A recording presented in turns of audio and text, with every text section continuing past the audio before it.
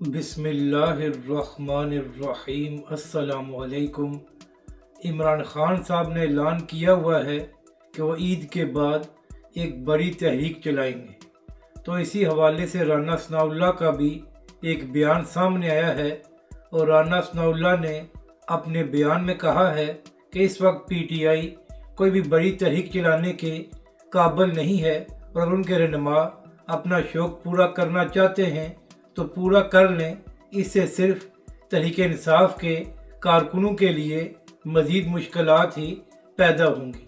यानी कि आप कह सकते हैं कि हुकूमत की जानिब से ये कहा जा रहा है कि अगर पीटीआई ने कोई बड़ी तहरीक चलाने की कोशिश की तो उनके कारकुनों के लिए मज़ीद मुश्किलात पैदा हो जाएंगी।